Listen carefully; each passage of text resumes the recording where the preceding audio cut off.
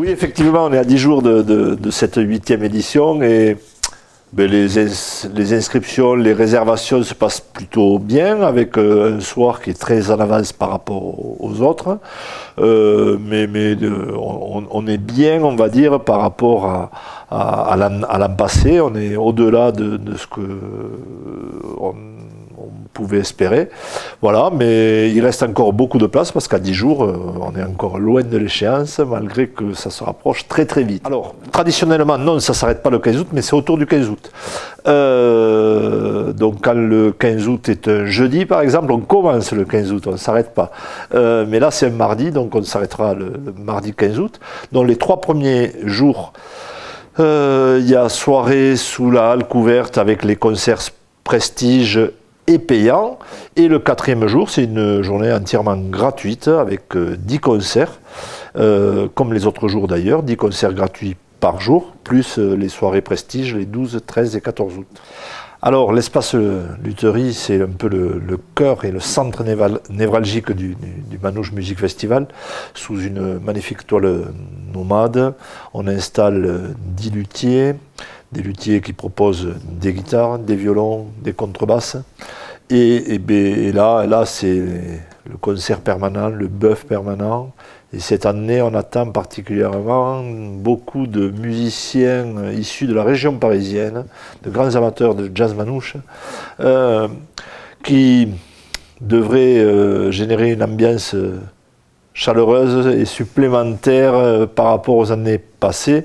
C'était déjà assez dense les années passées, mais je pense que cette année, on a des musiciens qui viennent sur le festival IN, qui vont rester plusieurs jours sur Mazères, et donc ça m'étonnerait qu'on ne les voit pas à cet espace luthier. En plus de l'espace luthier, il y a aussi les exposants, l'artisanat d'art, que l'on retrouvera avec 16 exposants. Et après, bien sûr, les concerts gratuits, ça commence tous les jours à 11 h. Et là, c'est pas parce que c'est gratuit que c'est pas de qualité. Il y a de très belles choses à découvrir dans tous les styles et genres musicaux que l'on porte pour ce festival, que ce soit la rumba gypsy, mais le flamenco, les musiques tziganes ou encore le jazz manouche. De belles choses à découvrir.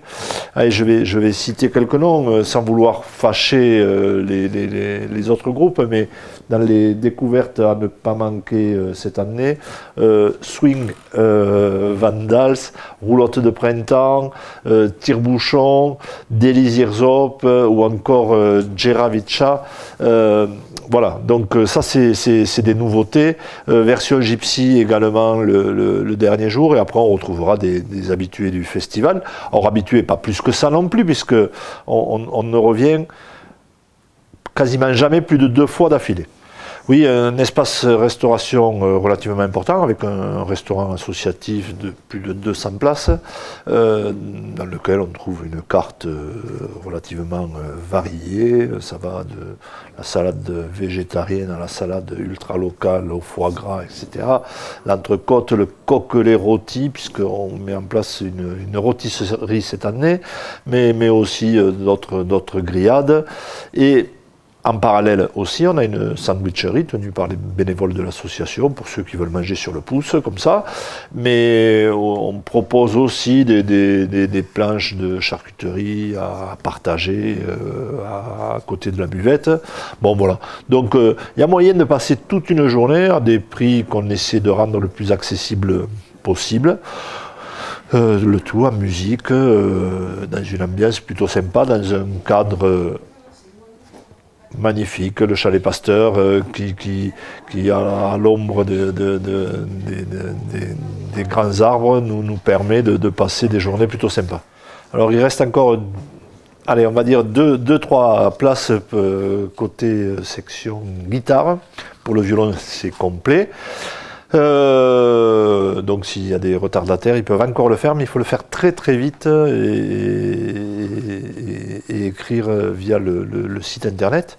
Mais après, c'est surtout les concerts du festival IN où la dynamique est bonne, mais on peut encore réserver des places sur www.festivalmazères.fr pour 3 soirées dites de prestige.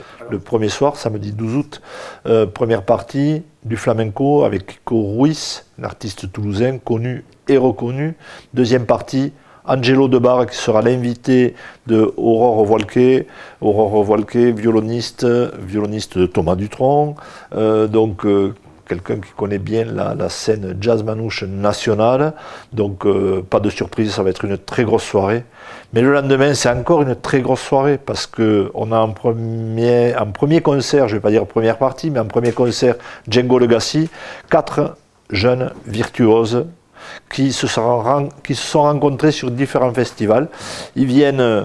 Un vient d'Espagne, un vient d'Allemagne, un de Montpellier, un de Paris. Le parisien, c'est Simba. Simba qui n'est que l'arrière-petit-fils de Django Reinhardt. Donc ce sera un hommage à Django Reinhardt avec ces 4 jeunes qui sont bourrés de talent. Une soirée qui va bien commencer et qui surtout va se terminer avec, comme deuxième concert, Robi Lakatos. Robi Lakatos, c'est un Hongrois qui est classé au patrimoine culturel de la Hongrie. Alors, il sera avec son ensemble, accompagné de 2 autres violons, d'un cymbaliste, d'un pianiste et d'un guitariste. Voilà, donc un bel ensemble. C'est aussi le concert à ne pas rater. Et puis après, il y a le lundi 14 août. Et là, c'est la cerise sur le gâteau. Alors, en première partie, on retrouve La Femme d'Hector, que l'on avait eue lors de notre avant-première, mais surtout Richard Galliano, qui sera l'invité d'Adrien Moignard. Donc Richard Galliano, que l'on ne présente plus, le roi de l'accordéon jazz, on va dire.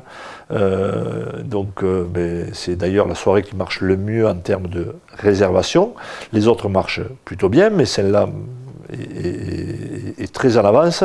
Donc si vous voulez assister à cette soirée, il vaut mieux réserver d'avance. Il y a de fortes chances qu'elle se joue à guichet fermé.